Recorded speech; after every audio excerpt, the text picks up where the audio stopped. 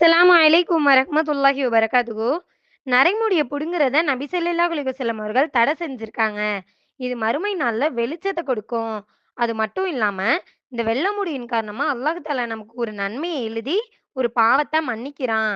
நம்மல்லாம் நெறைய பேரு வெள்ள முடி வந்துருச்சு அப்டின்றதுக்காக, தலைக்கு கருப்பு நிற சாயம் பூசுவாங்க. அப்படி கருப்பு நிற சாயம் பூசுறது முற்றிலும் ஹராம். அப்படி பண்ணா, அவங்க சொர்க்கத்தோட வாசனைய கூட நுகர முடியாது அப்டின்னு சொல்லி நபி ஸல்லல்லாஹு அலைஹி வஸல்லம் அவர்கள் சொல்லியிருக்காங்க.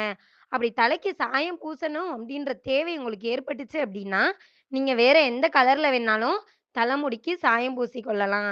இது எல்லாத்த விட சிறந்தது தலைமுடிக்கு மருதாணி பூசுறது. இது சுன்னா ஆகும் அப்படின்னு சொல்லி நபி ஸல்லல்லாஹு அலைஹி வஸல்லம் அவர்கள் சொல்லியிருக்காங்க. எனவே நபி ஸல்லல்லாஹு அலைஹி வஸல்லம் அவர்கள் சொல்லி தந்த சுன்னத்தின்படி வாழ்ந்து சொர்க்கத்தை அடையக்கூடிய தௌஃபீக்கை அல்லாஹ் தஆலா உங்களுக்கும் எனக்கும் தந்து அருள் புரிவானாக.